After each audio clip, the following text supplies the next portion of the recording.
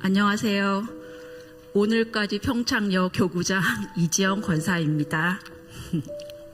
먼저 2023년도를 마무리하면서 간증으로 하나님께 영광 돌리게 하심을 진심으로 감사드립니다.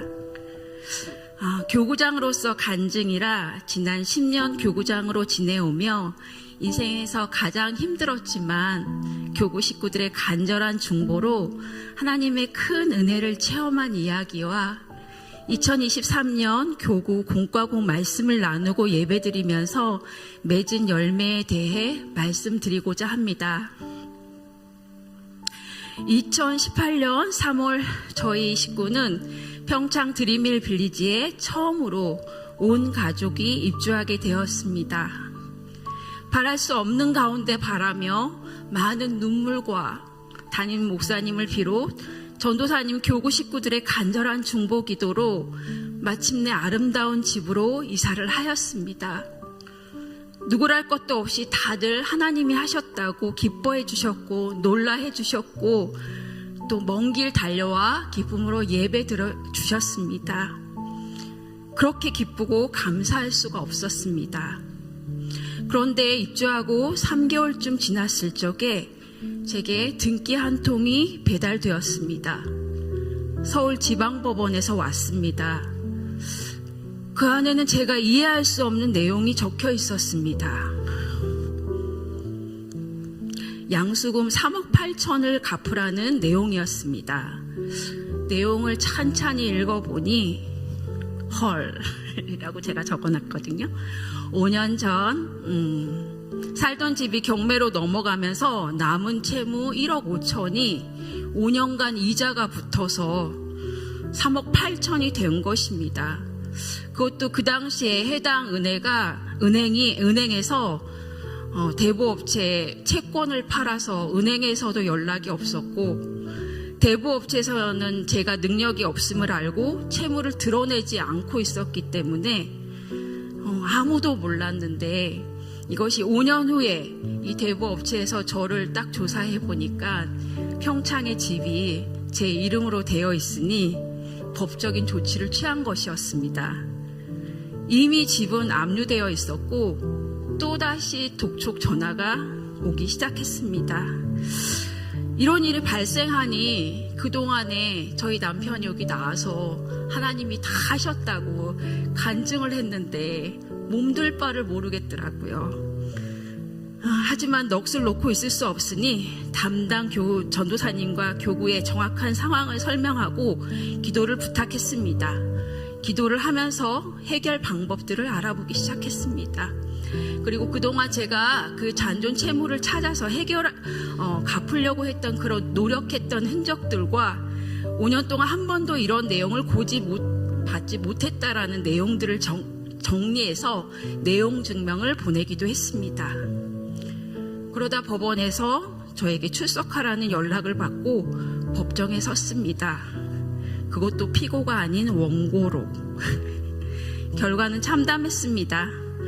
저의 말은 전혀 받아들여지지 않고 저는 그날 판사에게 엄청 혼이 났습니다. 빚을 안 갚으려고 했냐고 저를 굉장히 파렴치하게 말씀을 하시더라고요. 결과는 3억 8천 전액과 상대방의 그 소송 비용까지 다 갚으라는 판결을 받고 저는 패소했습니다. 그러자 더욱 독촉은 거세지고 기다렸다는 듯이 집이 경매로 넘어갔습니다. 교구원들에게 기도 요청을 했지만 저는 기도조차 되지 않았고 겉으로는 담대하게 보였다고 했지만 저는 걱정 근심으로 잠을 이룰 수가 없었습니다. 처음 겪는 고난은 우리의 욕심으로 나온 결과이니 하나님께 돌이키면 고난이 축복되리라는 확신을 가지고 믿음으로 여기까지 왔는데 눈덩이처럼 불어난 더 큰 고난이 온 것을 이해할 수가 없었습니다. 저는 아버지께 하소연했습니다. 하늘에 계신 아버지께요. 말씀에 감당 못할 시험은 허락치 않는다고 하셨잖아요, 아버지. 저를 너무 과대평가하시는 거 아니에요? 제가 어떻게 마음을 먹고 나가야 돼요? 하나님 아버지 좋은 거를 주셨다가 빼앗기도 하시나요? 이렇게 여러 가지 생각을 하고 그러던 어느 날 5만 가지 생각으로 아무도 없이 혼자 앉아 있는데 하염없이 눈물이 나기 시작했습니다. 그 눈물은 곧 대성통곡이 되었고 엉엉 울었습니다. 혼자서. 아버지 저 어떡해요? 아버지 저 어떡해요? 얼마를 소리를 내서 울었을까? 갑자기 성령의 음성이 들리기 시작했습니다. 지연아, 울지 말고 말씀에서 답을 찾아라. 이런 말씀이 들렸어요. 그래서 제가 얼른 눈물을 닦고 성경책을 가져왔습니다. 근데 어디를 읽어야 될지 너무 막막한 거예요. 하나님 이렇게 딱 펴서 나오는 말씀을 읽습니까?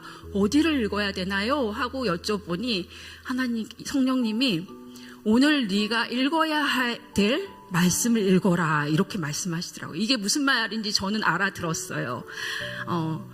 많은 교구에서 하시겠지만 1년 1독을 하시잖아요. 그래서 매일 읽어야 될 말씀이 있는데 제가 상황이 너무 복잡하다 보니까 몇 날 며칠을 말씀을 읽지 못해서 사실 어디를 읽어야 될지도 몰랐습니다. 근데 이 말씀을 듣고 곧바로 확인해서 딱 보니 역대하 18장에서 20장 말씀이었습니다.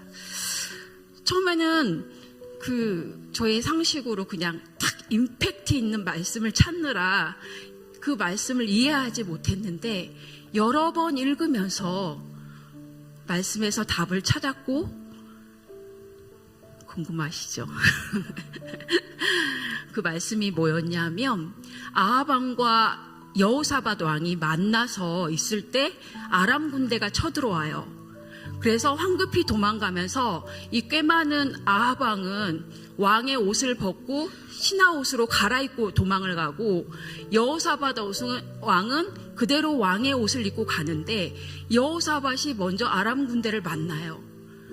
그러니까 여호사밧이 소리를 질렀다고 했는데 아마 하나님 이랬을 것 같아요. 그랬을 적에 하나님께서 그 소리를 듣고 여호사밧을 도와서 돕는데 그 방법이 아람 군대장의 마음을 감동시켜서 이 사람은 우리가 찾는 사람이 아니다 하고 그대로 돌아가는 내용이었고 그 아합 왕은 그렇게 꾀를 냈는데 어떤 사람이 우연히 쏜 화살에 맞고 그날 해질녘에 죽습니다. 마치 하나님이 OX 문제에서 어떤 것을 택하겠느냐라고 묻는 것 같았어요. 그래서 세상의 모든 방법을 내려놓고 오직 하나님께만 매달리라는 하나님의 음성으로 들렸습니다. 그 길로 저는 남편에게 전화해 이제껏 우리가 생각했던 세상의 방법은 모두 내려놓고 오직 하나님께만 매달리자고 했습니다. 그리고 교구 식구들에게 이 사실을 알리고 기도를 부탁했습니다. 그러자 우리 교구 식구들이 제가 가장 위급했을 때 꼬박 24시간 하루를 금식하며 함께 기도해 주셨습니다. 이 일은 제가 죽을 때까지 갚아도 다 못 갚을 사랑의 빚입니다. 이렇게 말씀을 앞세워 기도하니 힘이 나고 강하고 담대해졌습니다. 하나님에 대한 신뢰가 굳건해졌습니다. 어떠한 결과가 나오더라도 하나님이 우리 가정을 책임지시고 사랑하신다는 확신이 들었습니다. 짧은 시간 모든 과정을 말씀드리지 못해 아쉽지만 결과는 처음 등기를 받은 지 1년 6개월이 지난 2019년 12월 말 3차 경매를 앞두고 깜짝 놀랄 만한 적은 금액으로 경매와 압류가 취소되고 더 이상 잔존 채무 없음으로 합의하였습니다. 말씀처럼 하나님께서 그들의 마음을 감동시켜 대부업체가 제시하고 그 채무를 종결한 것입니다. 돌이켜 생각해보면 이런 방법으로 해결해 주시려고 그동안 채무를 저희가 알지 못하도록 가려주셨습니다. 그리고 모든 것이 합하여 선을 이루시고 가장 좋은 것으로 하나님의 살아계심을 나타내셨습니다. 그런데도 처음에 잠시나마 하나님께 앙탈 부린 저의 모습이 부끄럽지만 이런 연약한 모습까지도 여전히 사랑해 주시는 하나님 아버지 감사합니다. 2023년 공과 구역 공과의 시스템이 바뀌고 매주일 구역 공과를 황성균 목사님께서 가르쳐 주시기 시작하였습니다. 저와 남편은 함께 믿음의 의지를 세웠습니다. 구역 공과 공부 시간과 구역 예배를 사수하라. 처음에는 어색하고 어렵게 느껴졌지만 말씀의 깊이가 깊어지고 말씀을 중심으로 서로의 삶을 나누면서 자신의 믿음을 되돌아보는 시간들이었습니다. 말씀이 들어가면서 저희 구역 예배 중에 귀신이 드러나고 아픈 사람을 죽게 할 때 귀신이 떠나가는 것을 우리가 보고 체험하는 시간도 있었습니다. 그러면서 안타까운 사실을 알게 되었습니다. 우리 김봉순 권사님이 자신은 교회를 다닌 지 20년이 넘었지만 다른 교구 식구들이 말하는 참 평안을 한 번도 경험하지 못했다는 말씀을 해주셨습니다. 그 말에 그간 권사님이 하는 말과 행동을 이해할 수 있었습니다. 30년 동안 아픈 몸으로 살아서 모든 말에 나는 아프니까, 나는 연약하니까 이런 말씀을 습관적으로 하셨고 늘 마음 상태가 너를 띄었습니다. 공과 나눔을 통해 권사님의 영적 문제를 진실하게 고백하셨고 그 믿음의 현 주소를 알게 되자 저희 교구 식구들은 긍휼한 마음을 가지고 진심으로 기도하게 되었습니다. 하나님께서 우리 권사님의 아프고 외롭고 상처받은 마음을 위로해 주시고 치료해 주시고 만나주세요 라고요. 시간이 한참 지난 몇 주 전 구역 예배에서 권사님이 간증을 하셨습니다. 본인도 참 평안을 경험하셨다고 하셨습니다. 예전에는 미래의 걱정을 당겨서 하고 지나간 일에 마음을 못 가서 늘 마음이 불편하고 억울했는데 지금은 환경은 그대로인데 감사할 조건만 생각나고 마음이 평안하다고 하셨습니다. 그러자 몸도 안 아프고 통증도 많이 줄어들었다며 해같이 밝게 웃으셨습니다. 그러고 보니 얼마 전부터 우리 권사님의 말이 긍정적으로 바뀌고 얼굴 피부가 환해진 것을 느낄 수 있었습니다. 게다가 항상 연약한 몸 때문에 헌신하고 싶어도 못한다고 푸념하셨는데 2024년 구역장 직분을 흔쾌히 수락하셨습니다. 할렐루야. 하나님은 살아계시고 오늘도 역사하고 계십니다. 또 한 분, 우리 권은영 권사님은 2년 전 합류하셨는데 코로나 때 교구 전체가 없어진 상처를 가지고 영과 육이 만신창이 되어 들어오셨습니다. 함께 구역 예배를 드리면서 서서히 회복하는 모습이 보였습니다. 특히 올해 말씀을 나누고 중보기도 하면서 개인적인 급한 기도 제목에 대한 권사님의 태도가 바뀌었습니다. 처음엔 본인의 시간에 이루어지지 않으면 안달복달 하셨는데 지금 너무나도 담대하게 인내하는 모습을 보이셔서 무슨 일이냐고 여쭤보니 기도 중에 참 평안을 주셔서 하나님이 가장 좋은 것으로 응답하실 거라는 확신이 생겼기 때문에 자신의 시간이 아닌 하나님의 시간을 기다린다고 말씀해 주셨습니다. 너무나도 기쁘고 감사했습니다. 이 두 가지 사실이 올해 하나님께서 저희 교구에 주신 열매요 선물이라고 생각합니다.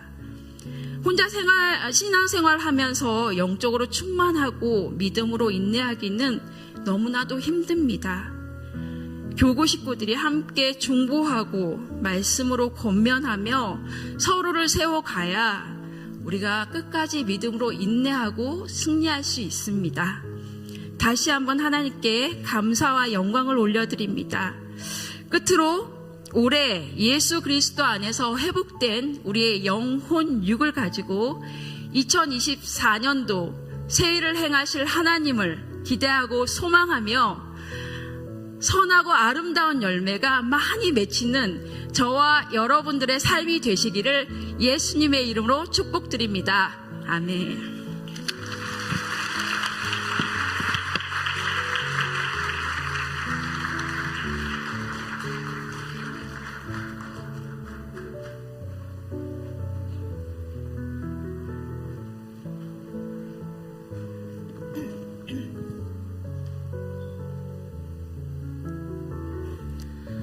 할렐루야, 김용숙 권사입니다.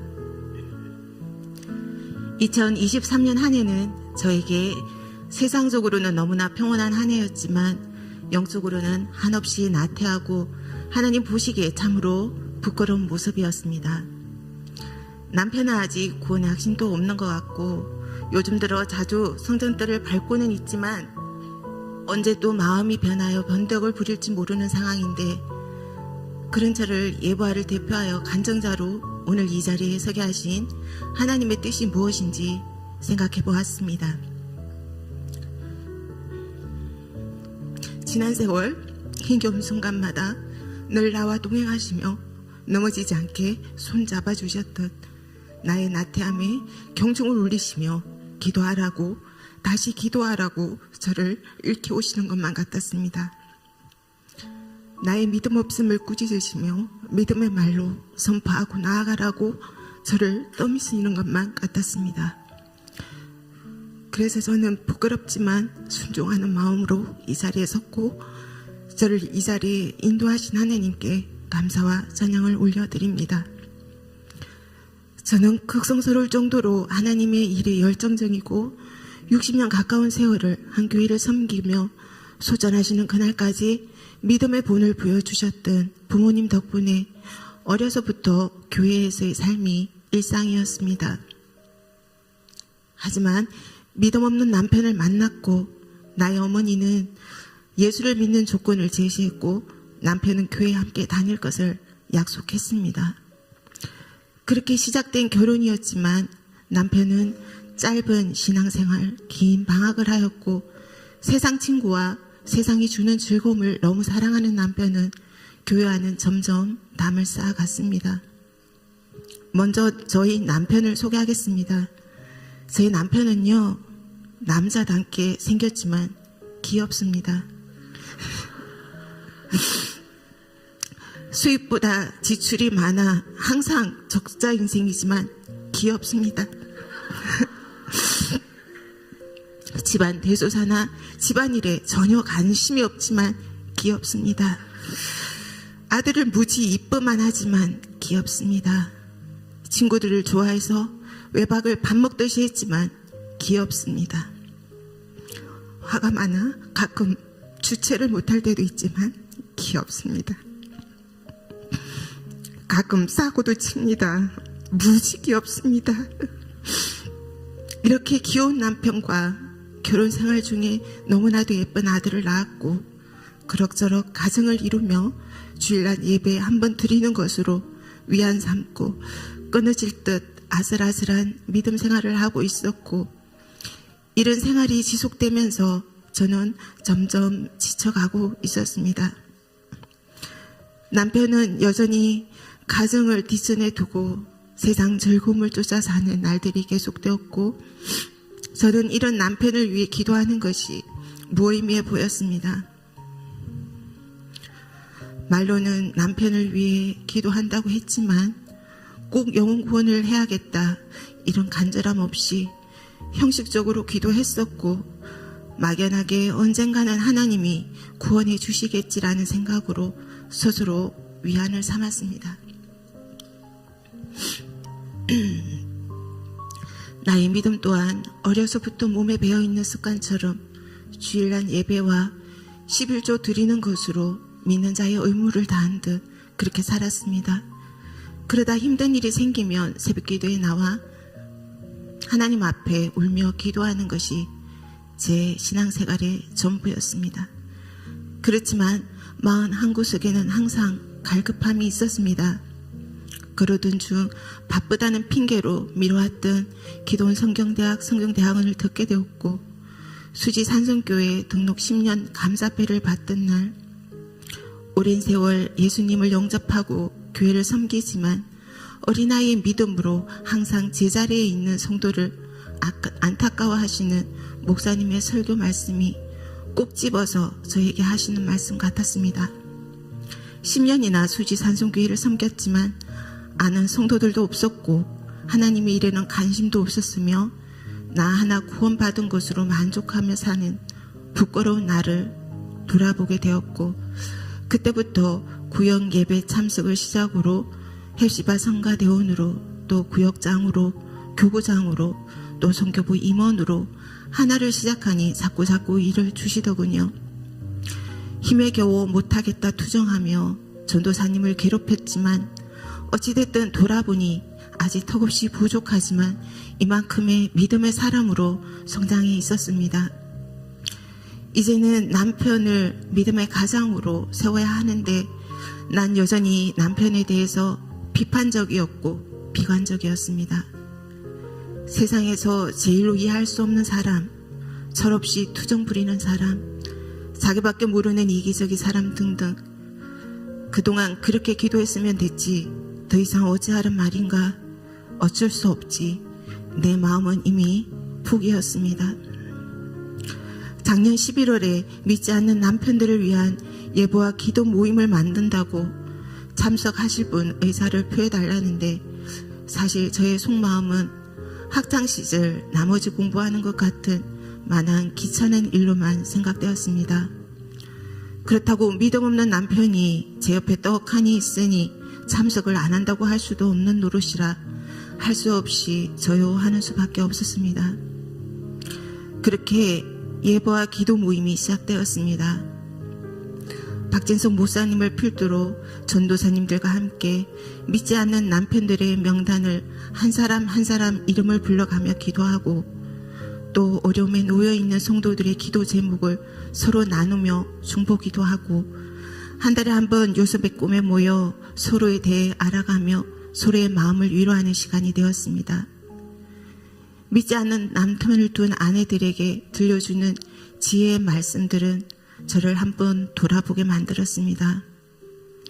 회를 거듭할수록 참석하는 인원은 점점 줄어들고 기도에는 힘을 잃어가는 것처럼 보였지만, 저는 그 시간을 통하여 적어도 일주일에 한 번은 남편을 생각하며 진심으로 기도하게 되었고, 내가 할 수 없는 일, 남편이 바뀌기를 기다리는 것이 아니라 내가 할 수 있는 한 가지를 해야겠다는 다짐을 했습니다. 내 마음이 남편을 인정하지 않고 불신하고 있는데 이 마음을 고스란히 느끼며 살았을 남편도 나와 같이 힘든 시간이었을 거라고. 나는 힘들 때 울며 나의 사정을 아뢰고 위로받을 하나님이 계시지만 남편은 어디 한 곳 기댈 곳이 없었을 거라는 생각이 들었습니다. 불쌍한 마음이 드니 미움이 사라지고, 미움이 사라지니 나의 행동에도 변화가 생겼겠죠. 그래서일까요? 남편은 한 번, 두 번 주일 예배에 참석하더니 아들 부부가 집에 왔을 때 저녁 예배를 함께 오게 되었는데, 소녀가 너무 어리다는 핑계로 아들이 좀 더 늦게 가려고 하니까 예배는 10분 전에 가야 한다고 서둘러 준비해서 나가는 모습에 제가 감동을 먹었죠. 이번 예배와 행사 때에도 그런 행사는 싫다고 하면서도 함께 참석해 주었습니다. 그렇게 변하지 않을 것 같았던 남편이 조금씩 변화되어 가고 있었습니다. 아직 구원의 확신이 있는지는 모르겠지만 나는 믿고 있어, 이렇게 말하는 남편에게서 이제 희망을 봅니다. 깜깜하고 앞이 보이지 않았던 시간 속에서도 하나님께서 늘 나와 동행하시며 이길 수 있는 힘과 지혜를 주시고 예보화를 통하여 하나님의 일하심을 보게 하시니 진심으로 감사와 영광을 올려드립니다. 또 오랜 세월 믿음의 길잡이가 되어주신 담임 목사님 너무 감사합니다. 예보화를 이끌어주신 박진석 목사님, 전도사님들, 뒤에서 묵묵히 야유회와 다가 또 결혼 기념일에 찾아와 깜짝 선물로 믿지 않는 남편을 둔 아내들에게 힘이 되어준 예보화 준비위원회 집사님, 권사님들, 열심히 중보 기도해 주신 예보화 성도님들, 내일처럼 안타까워하며 관심과 기도로 동역해 주신 많은 성도님들, 또 집안에서는 나의 시누이로, 교회에서는 믿음의 동력자로 항상 힘이 되어주는 김소정 권사님, 너무너무 감사하고 사랑합니다. 이제 한 발 내딛었습니다. 남편이 하나님의 일꾼으로 바로 세워질 수 있도록 계속해서 기도해 주십시오. 예보와 기도의 회분 모두를 저도 응원하며 기도하겠습니다. 마지막으로 조금씩 변해가는 남편 자랑하고 내려가겠습니다. 요즘 제 남편은요, 웬만해선 화내지 않습니다. 집안에 쓰레기 분리수거, 음식 쓰레기까지 알아서 척척 버려줍니다. 며칠 전 눈이 왔던 날 지하주차장에 차가 너무 많아 출근할 때 차 빼기 힘들다고 차까지 빼줍니다. 주일 아침 성가대 연습으로 일찍 집을 나서기 위해 호동되는 저를 위해 텀블러에 따뜻한 차를 말없이 준비해 줍니다. 저에게도 이런 봄날이 오네요. 우리 부부가 브리스길라와 아굴라이 부부가 되어 교회를 위하여 헌신하기를 소망하며 오늘도 기도합니다. 감사합니다.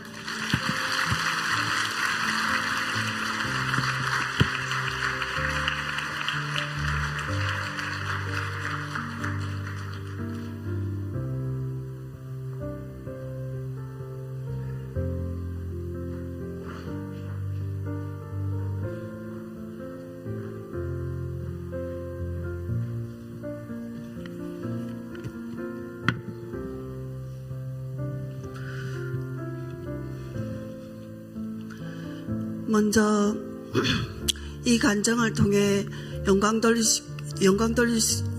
돌리시게 해주신 하나님께 감사드립니다. 저는 경북 경주가 고향입니다. 대문방만 나가면 왕릉, 바위 어느 곳을 봐도 불상이 너무나 많이 새겨져 있고, 제가 사는 동네는 한 집 건넌 대나무가 꽂혀있는 무당집이, 점집이 너무 많습니다. 그래서 어렸을 때부터 엄마 따라 점집에 너무 자연스럽게 다녔고, 옷 하나 박는 것도 물어보고 부적 붙이고 우상 섬기는 것을 너무나 자연스럽게 접하며 살았습니다.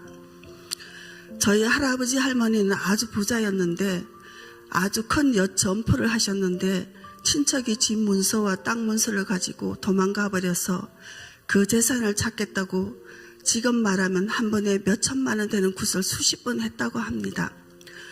결국 재산은 전혀 찾지 못하고 우리 친정 아버지를 비롯하여 8남매가 알거지 상태로 그 큰 집에서 쫓겨나서 어렵게 사셨다고 하셨습니다. 저는 경주에서 28년간 살다가 결혼해서 성남에 살게 되었죠. 저희 시댁은 경상도 영천입니다. 지성촌 종갓집으로서 조상을 잘 섬기는 것이 가장 큰 미덕이고 효라고 가르쳐서 저희 남편은 제사장에 절을 하고 우상 섬기는 것을 가장 큰 효라고 생각하며 살았습니다. 그러다 중 시아버님이 돌아가셨고 제사를 지내고 오는 어느 날 갑자기 제가 이상하게 아프기 시작했습니다. 잠이 1분도 오지 않고 돌아가신 시아버님이 제 눈에 보이기 시작했습니다. 눈을 감고 있으면 소복 입은 귀신들이 보였고, 눈을 뜨면 돌아가신 시아버님이 아가야 하면서 천장에서 내려다보고 있고, 밥은 한 숟갈이라도 먹으면 다 토하고 온몸은 칼로 머리로부터 발끝까지 난도질을 당하는 것 같고, 잠은 한숨도 자지 못하고 너무나 고통스러웠습니다. 제 눈은 초점 없이 날마다 피폐하고 너무나 고통스럽고 병원을 다 다녀봤지만 병명은 없었고, 그때 우리 아이들이 어렸는데 제가 살림을 살지 못해 친정엄마가 오셔서 대신 살림을 살아주셨습니다. 잠을 못 자서 신경정신과에 가서 수면제를 먹었습니다. 약 기운에 잠은 잤지만 다른 것은 아무것도 나아지는 것이 없어서 온몸은 너무 아프고 음식은 계속 못 먹고 귀신은 계속 보이고 사는 게 생지옥이었습니다. 부적도 붙이고 굿도 해보고 안 해본 게 하나도 없었습니다. 애들이 너무 어려 불쌍했지만 너무 무섭고 고통스러워서 이 고통이 너무 심해 저는 생을 포기하기로 했습니다. 잠을 자지 않고 수면제를 모아놨다가 그날 밤에 죽을 결심을 하고, 이제까지 제가 하나님이라는 신은 믿지 않았기 때문에 마지막으로 죽기 전에 하나님이 신하는 분이 만약에 계시다면 하고 한번 기도를 한번 해보고 죽어야 되겠다고 생각했습니다. 그래서 기도했습니다. 어떻게 기도해야 되는지도 몰랐습니다. 그렇지만 그냥 이렇게 기도했습니다. 만약에 하나님이 신이 계신다면 제가 이렇게 모든 곳에 이렇게 몸이 아프고 못 자고 못 먹고 다 하지만 이 고통도 감수할 수 있지만 제 혼이 정신이 나가 있었습니다. 내 몸은 고깃덩어리 같이 내 육신은 고깃덩어리 같은 느낌을 받았습니다. 내 정신은 내 혼은 저 위에 떠 있는 것 같았습니다. 아무리 아파도 그것은 참을 수 있는데 내 정신이 나가버린 것은 너무나 고통스러워서 견딜 수가 없었습니다. 그래서 하나님께 이렇게 기도했습니다. 하나님의 신이 만약에 계신다면 내 평생 아파도 감사하면서 감사할 테니까 하나님 내 정신이 내 몸과 하나만 합체만 되게 해주세요. 이렇게 울면서 기도했습니다. 제가 기도라는 것도 해보지도 않았고 제가 그냥 이렇게 마구 이 말씀만 드리고 그냥 30분 동안 그냥 방에서 울었습니다. 한참을 울고 보니까 내 정신이 내 몸과 합체가 되어 있었습니다. 그때 제가 생각했습니다. 아, 하나님이 신이 정말 살아계시는구나. 그때부터 집 앞 교회를 내 발로 나가게 됐습니다. 그렇지만 목사님도 전도사님도 아무도 나를 반겨주는 이는 없었습니다. 형식적으로 새벽기도 시간에 몇 번 안수해 주시고 믿음이 쌓이면 낫는다는 말밖에 해주시는 게 없고 힘들다고 전화를 하면 모두를 나의 전화를 피하고 교회 사람들은 제 등에 대고 수군거리기 시작했습니다. 저런 건 성경에나 있는 거지 하면서 저는 새벽기도 가서 날마다 하나님 전에서 기도했습니다. 하나님, 저에게 맞는 교회를 주세요. 날마다 부르짖었습니다. 2달 정도 있다가 저는 다른 교회를 가게 되었습니다. 그 교회에서는 목사님과 사모님, 성도들이 모두 따뜻하게 대해줬고 목사님께서는 저에게 기도 사역을 참 많이 해주셨습니다. 몸도 많이 좋아졌고 귀신도 보이지 않았고 목사님께 기도를 받으면 잠도 잤다가 못 자면 수면제도 먹고 그렇게 있었습니다. 그런데 그 교회에서는 귀신이라는 단어는 거의 사용하지 않았습니다. 왜냐하면 귀신이라는 단어를 쓰면 사람의 인격을 존중하지 않는다고 그렇게 말씀하셨습니다. 그래서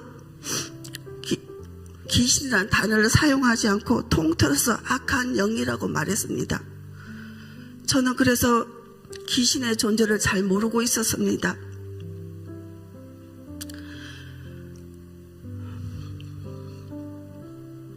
그렇지만 몸은 조금씩 좋아졌지만 더 이상 좋아지지 않았고 날마다 혼자 다 견디면서 주님께 기도했습니다. 나의 이 고통을 해결해 줄 수 있는 교회를 만나게 해달라고. 그렇게 신앙생활 한 지가 20년이 되었습니다. 그러다가 수지 산성교회를 알게 되었고 이 교회를 다녀야 되겠다고 결심했습니다. 결심하자마자 몸이 너무나 심하게 아프기 시작했습니다. 너무 아파서 수지 산성교회를 한 발자국도 갈 수 없게 되었습니다. 한 달 가까이 이 교회를 못 갔습니다. 그러다가 죽으면 죽으리라 수지 산성교회 8월달부터 다니기 시작했습니다. 몸은 다시 너무나 더 심하게 아프기 시작했고 그것이 이제는 저는 압니다.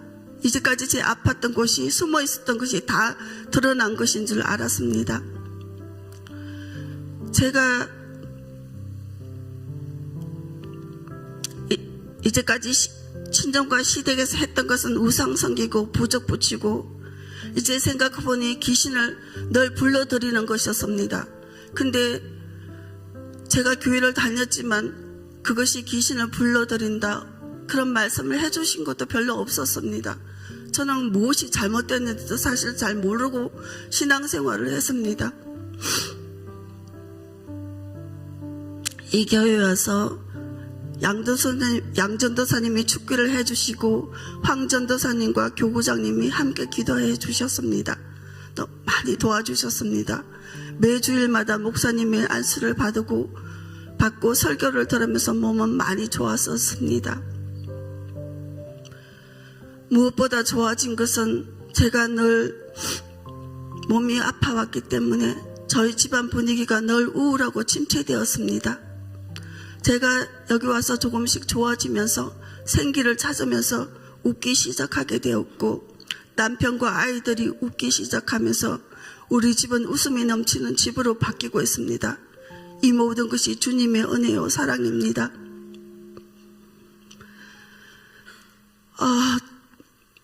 전에 다녔던 교회에 한 가지 일화를 말씀드리겠습니다. 부목사님이 신방을 가셨는데, 신방을 가셨다가 옆집에서 같이 놀러 온 분이 계셨습니다. 그분이 놀러 오셨다가 부목사님이 옆에서 예배를 드리면서 예배를 드렸는데 갑자기 귀신이 드러났습니다. 근데 자기는 전혀 귀신이 뭔지도 모르는 상황에서 귀신이 드러났기 때문에 자기 몸속에 귀신이 있다는 것에 너무나 놀라버렸습니다. 그래서 그 다음 날부터 저희 교회에 와서 살려달라고, 내 몸에 귀신이 들어서니까 날 살려달라고 울고불고 난리를 쳤습니다. 그런데 그 교회에서는 아무것도 해줄 수가 없었습니다. 그리고 제가 또 몇 사람을 전도를 했습니다. 저와 비슷한 사람을 전도를 했는데 교회에서 아무것도 해줄 수가 없었습니다. 그래서 제가 전도했던 사람도 다시 나가게 됐고, 그 신방 받다가 귀신 드러난 사람도 그 교회에서 어떻게 처리를 못해서 그분도 나가버렸습니다.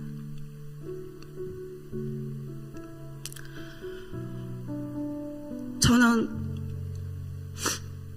20년 동안 아플 때마다 주님께서 저에게 항상 이사야 41장 10절을 생각나게 해주셨습니다. 두려워 말라, 내가 너와 함께함이니라. 놀라지 말라, 나는 내 하나님이 됨이니라. 내가 너를 굳세게 하리라. 참으로 나의 오른손으로 너를 붙들리라. 이 말씀을 마음으로 읽고 생각하고 입으로 말하고, 그러면 어느 순간 힘든 고통 가운데 마음의 평안을 찾을 때가 참 많았습니다. 세상에 그 어떤 것도 저의 위로가 되지 않았습니다. 이 주님의 말씀 외에는 아무것도 위로가 되지 않았습니다. 그런 주님을, 저는 아버지를 사랑할 수밖에 없지 않겠습니까? 저는 늘 이렇게 기도합니다. 하나님이 내 아버지가 되어주셔서 감사합니다. 내가 아버지의 딸이 되게 해주심을 감사합니다. 더 이상 더 이하도 필요 없습니다. 주님 감사합니다. 이렇게 기도를 합니다. 그 어떤 다른 수식어보다도 저는 하나님 아버지의 자녀가 된 것에 너무나 감사드립니다. 제가 지금 온전히 회복되진 않았지만 회복되고 있는 과정이고, 주님께서 내 대신 모든 질고를 지셨기에 저는 온전히 낫고 회복되리라고 확신합니다. 마지막으로 저처럼 이렇게 힘들고 아픈 사람이 주위에 너무나 많이 열려 있습니다. 그 사람들은 어디로 가야 할지 방황했고 헤매고 울고 지하에서 정말 고통스럽게 살아가는 사람이 너무나 많이 있습니다. 근데 교회라고 하지만 예수님께서 사역하시는 그 복음서 가운데서 펼쳐보면 전부 다 예수님께서 귀신을 내어 쫓았다, 귀신을 내어 쫓았다, 이 사역을 하셨는데, 많은 교회 식구들은, 사람들은 그거는 옛날에 2000년 전에 성경에 있던 것으로만 생각하지 실질적으로 그렇게 생각하는 사람은 많지 않습니다. 많은 교회에서는 그렇게 생각합니다. 저처럼 저는 많이 아픈 사람들 참 많이 봐왔습니다. 그런데 아무도 그 사람들을 해결해 줄 수가 없습니다. 저는 이 교회에 와서 마음이 참 많이 설렜습니다. 내가 조금만 더 낫고 하면 이 많은 사람들을 수지산정교회에서 우리처럼 이렇게 힘들고 고통스러운데 손을 내밀어주는 곳이 있다. 이곳에 오면 고칠 수 있다. 예수님께서 사역하신 곳이 이곳이다. 저는 이렇게 말씀드리고 싶습니다. 그래서 저는 2024년도가 기대가 됩니다. 설레입니다.